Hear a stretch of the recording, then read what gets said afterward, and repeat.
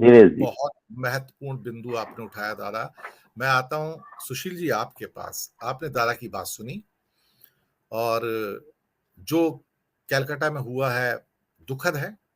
वही बात जो मैं कह रहा था कि हिंसक होता हुआ हिंदू, प्रोवोक्ड, ये शायद दुर्भाग्यपूर्ण स्थिति है भारत के लिए कि हाथ में तलवारें पिस्तौलें लेके निकल रहे हैं, भगवा झंडे लहरा के निकलते हैं।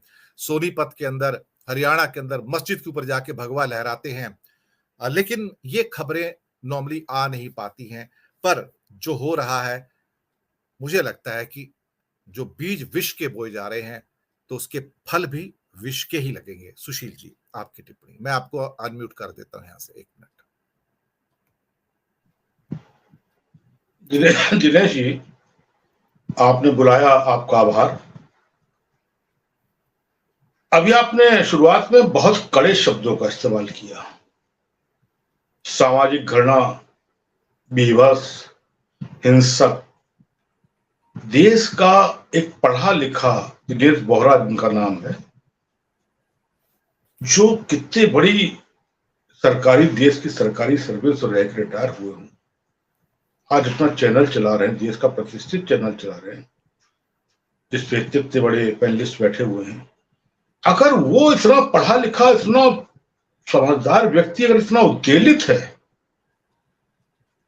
सार्वजनिक रूप से चैनल पे ये बोल रहे हैं, बीभत्स शब्द, बहुत हिंदी भाषा में, संसदीय भाषा में बीभत्स शब्द बहुत बड़ा बड़ा फांसी टाइप का शब्द है। तो कहीं ना कहीं चिंता का विषय तो है ही है ये। दिनेश जी, नेहरू जी से बड़ा कद हमारे विश्व गुरु का नहीं है। इंदिरा जी से बड़ा औरा हमारे विश्व गुरु का नहीं है। और अटल जी से बड़ी लोकप्रियता हमारे विश्व गुरु की नहीं है। ये 3 नाम मैंने लिए, प्रधानमंत्री 13 हुए। दिनेश जी और हमारे जो आदरणीय बैठे, वो याद करिए, अभी कुछ ही दिन पहले की तो बात है, अमृत काल का लाल किले से 82 मिनट का भाषण दिया था हमारे विश्व गुरु ने, हमारे पीएम ने, लोकप्रिय पीएम ने, डिजाइनर पीएम ने दिया था। आप अगर याद करें तो उस 82 मिनट में इस देश में मात्र 13-14 ही प्रधानमंत्री जी हुए हैं, नेहरू जी से लेकर और आखिरी मनमोहन सिंह जी तक। अगर उस 82 मिनट में, क्या इस देश में इन लोगों का किंचित मात्र योगदान नहीं है विकास में? लेकिन हमारे पीएम ने 3 नाम लिए थे, अंबेडकर, सावरकर और एक नाम कोई और लिया था। अंबेडकर, सावरकर, एक नाम और लिया था, 3 नाम लिए थे इनका देश में। आप बताओ, जो खुद प्रधानमंत्री हैं, कल को पूर्व होंगे, अपने पूर्ववर्ती प्रधानमंत्री को धन्यवादी 75 अमृत काल का देश उत्सव मना रहा था, तो ऐसे वक्त तो आदमी सुख दुख में तो याद रखते ही है ना। तो जिस प्रधानमंत्री की सोच यहां तक सीमित हो, वहां पर ये सब चीजें कोई बहुत बड़ी चीज थोड़ी है। 14 के बाद की राजनीति बदल गई, देश का समय, लोकतंत्र का मंदिर म्यूट और मौन पे आ गया। 14 के बाद के हिंदू बदल गए, 14 के बाद का सिस्टम बदल गया। दिनेश जी, मुझे याद है, मैं गांव की पैदाइश में, महारानी चाची जब गांव में शादी होती थी तो गांव में पूरे 2-4 गांव में एक ही दुकान होती थी मुसलमान की। वो अपना सोने, वो मतलब सुहाग का सामान, चूड़ी, बिछिया, बिंदी, ये वो सब यही सब बेचते थे। उनको चाची कहा जाता था सम्मान से। वहीं जाते थे, चूड़ी पहनते थे, पैर छूते, सब बातें होती थी पूरा। अब आप बताओ दिनेश जी, हमारा 14 से पहले का मेरा जय सिया राम, जय श्री राम कैसे हो गया? किसने कर दिया? दिनेश जी, हमने लाखों करोड़ों फोटो देखी अपनी 62 साल की उम्र में, जिसमें श्री राम जी मुद्रा में खड़े हैं, धनुष जी ऐसे है और बड़े विनम्र मुद्रा में खड़े हैं। उसको धनुष बाण चढ़ाए वाला राम किसने बना दिया? दिनेश जी, हनुमान जी विनम्र मुद्रा में मीठे। अब जब देखिए तो हम ज्यादातर फोटो मंदिर में नीचे हनुमान जी के चरणों में बैठे, राम जी के चरणों में बैठे प्रणाम कर रहे हैं। यही फोटो से लगभग हम लोग देखते बड़े हुए हैं। आज हनुमान जी की आप फोटो देख लीजिए, आंखें बाहर, लाल चेहरा, बिल्कुल लगता है कि बिल्कुल सूर्य को ले ली जाएंगे। ये परसेप्शन धीरे धीरे ऐसे थोड़ी होगा दिनेश जी। वो दाढ़ी वाले जो सीन निकल चुके हो चलो आप लोग भूल ही गए। जब देखिए शुरू मोदी फर्स्ट में कितनी दाढ़ी हिलाई गई, कितने गांव वाले, अरे भाई मुसलमान गाय नहीं और भैंस नहीं पालते, जानवर नहीं पालते। राजस्थान में तो कितने मुसलमान और कितने वो उनका मुख्य व्यवसाय यही है। देश के कितने हिस्सों में, हमारे उत्तर प्रदेश में घोसी गद्दी मुसलमान ही है जो दूध का व्यवसाय करते हैं। क्या परसेप्शन बना, पूरे देश में हाहाकार मच गया। एक अलग चीजें हुई, अलग चीजें होते होते अब बात यहां तक आ गई है। देखिए बंगाल बहुत पढ़ा लिखा बड़ा धार्मिक प्रदेश है। बंगाल का जो बंगाली संस्कृति है, कल्चर है, और फिर आप बताओ कोई ये जो अपनी दीदी ममता बनर्जी हैं, ये कोई कल की लीडर तो है नहीं। लोकतंत्र में एक उम्र होती है, पूरी सीनियरिटी, देश की टॉप 10 सीनियर लीडरों में ममता बनर्जी का नाम आता है। और कई जगह समस्या हो रहा है, सुनाई नहीं दे रहा है ठीक से, ब्रेक हो रहा है कुछ। आवाज आ रही है तो भाई, आवाज आ रही है दादा, आवाज आ रही है। आप दोबारा से ज्वाइन कर लीजिए एक बार, नहीं तो ट्राई करिए रीजॉइन। हाँ ठीक है, okay ji. Sushil ji carry on. तो ममता बनर्जी, बंगाल, मैंने कहा बंगाल एक कल्चरल और धार्मिक प्रदेश है। तो अब वहां, अब अगर देखिए इस देश की सोच ही, हमारा गृह मंत्री आज कहता है कि दंगाइयों को उल्टा लटका देंगे। ये भाषा देश के गृह मंत्री की है।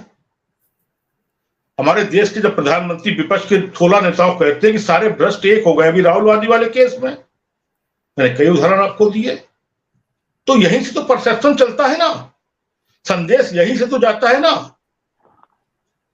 आप बताओ दिनेश जी, आप बताओ कि अब देखिए, हम एक बात के हिमायती हैं, ध्वनि प्रदूषण सबसे बड़ा जहर है। 5 बार की अजान मस्जिद पे नहीं होनी चाहिए चीख चिल्लाने के साथ। तो ऐसे ही फिर मंदिर पे भी ओवर स्पीड पे तीव्र आवाज में कीर्तन नहीं होना चाहिए। ये जो करता है, चाहे मुसलमान हो, चाहे हिंदू हो, चाहे पुजारी हो, चाहे मौलवी हो, उसके ऊपर सख्त कानून होना चाहिए। बिल्कुल अजान तो मस्जिद में माइक्रो स्पीकर पे होनी ही नहीं चाहिए।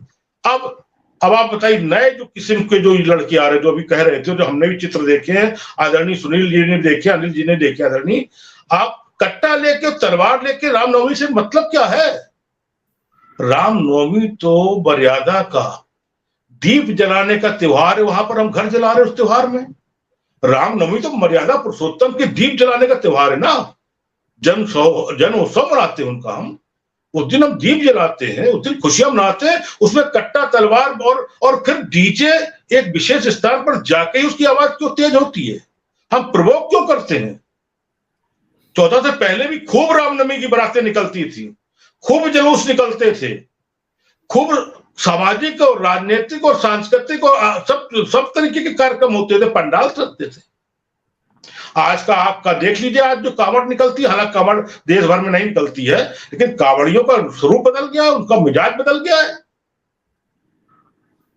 तो हम ये आज जान रहा, पूरा देश जान रहा है इस चीज को, और ये बात सच है।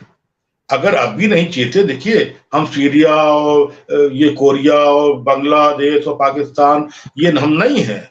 हम देश के लोकतांत्रिक व्यवस्था के बहुत ही मजबूत प्रहरी हैं दिनेश जी। लेकिन अभी भी अगर आप ऐसा पढ़ा लिखा, आप ऐसा संभ्रांत, आप ऐसा विद्वान व्यक्ति अगर कहीं से मन में असहज है, अनिजी है, तो इस देश के जिम्मेदार लोगों को, नेताओं को सोचना पड़ेगा कि कल को 24 में चीजें ना होने पाए। कहीं ना कहीं बैरियर लगाना पड़ेगा, कहीं ना कहीं स्टॉप करना पड़ेगा इस चीज को, क्योंकि ये वो देश है, अहिंसा परमो धर्म का देश है। ये अहिंसा परमो धर्म तो हर ग्रंथ में लिखा हुआ है। और अहिंसा, और रामचंद्र जी ने अहिंसा तो कहाँ हिंसा की उन्होंने? रामनवमी में हिंसा का मतलब क्या होता है? हम कहते हैं देश के एक भी जगह हो, और मैं तो एक बात कहना चाहता हूं आपके इतने बड़े चैनल पर, 9 साल हो रहा है, आखिर वो कौन सी ताकतें हैं जिनकी आज भी इतनी हिम्मत पड़ रही है? अगर आपका शेल्टर नहीं है, आपका प्रेशर नहीं है, आप नहीं उनको प्रोवोक कर रहे हैं, तो आज तक कौन सी ताकतें 9 साल में जो आज भी तलवार लेके, कट्टा लेके खुलेआम मस्जिद के सामने जाके भगवा फहराती हैं, मस्जिद के ऊपर चल के भगवा फहराती हैं, और वहां पर जाके डीजे की आवाज फुल फॉर्म में कर देती है? जी तो इसमें यूनियन जिम्मेदार है या स्टेट जिम्मेदार है? स्टेट जिम्मेदार तो स्टेट की जिम्मेदारी तय होनी चाहिए। ये खाली बंगाल और बिहार की बात नहीं है। 28 राज्य का देश है और कई केंद्रीय गवर्न स्टेट हमारे केंद्र शासित प्रदेश है। तो यूनियन भी तो जिम्मेदार है। अगर स्टेट जिम्मेदार है तो स्टेट जिम्मेदार है, यूनियन जिम्मेदार है, तो उसको यूनियन कोई हल निकाले, उसका सामने सामने एकदम स्ट्रांग डिसीजन ले कि लखनऊ हाउस मूव करेंगे, या ये सोचेंगे कि 24 में हमको वहां से कैसे हमारी सीटें 16 से 20-25 हो जाए। अगर कोई भी निर्णय, कोई भी डिसीजन हम अगर इस बात को लेकर करेंगे कि हमको आने वाले वक्त में संसद में बैठना लोकसभा की, तो निर्णय ऐसी होंगे, दाढ़ी ऐसी खींची जाएंगी, तलवारें ऐसी निकलेंगी, कट्टे ऐसी रहेंगे, और रामनवमी हो चाहे ईद हो, गंदगी दोनों तरफ से ऐसे ही रहेगी। देखिए दिनेश जी, हमारे त्योहार में 2 देश में धर्म है और दोनों का इतना स्पष्ट मत है। 3 बार होली पे गले मिलते हैं और 3 बार ईद पे गले मिलते हैं, हालांकि वो गर्मजोशी नहीं रहती है आपको मिलने में। और तीनों का मैसेज है हिंदू और मुसलमान में कि हम आपके 4 बार क्यों नहीं गले मिलते, 2 बार क्यों नहीं मिलते, 6 बार क्यों नहीं मिलते, कि हम आपके थे, हम आपके हैं, हम आपके रहेंगे। कितना बड़ा मैसेज हिंदू धर्म में इस देश के हिंदुओं ने, इस देश के मुसलमानों ने दिया अपने त्योहारों के माध्यम से। लेकिन हम आज की तारीख में अपनी जगह खड़े हैं कि हमको तलवार और कट्टा लेके चलना। हम अपना त्योहार हिंसक रूप से मनाएंगे, इसमें हमें खुशी मिलती है।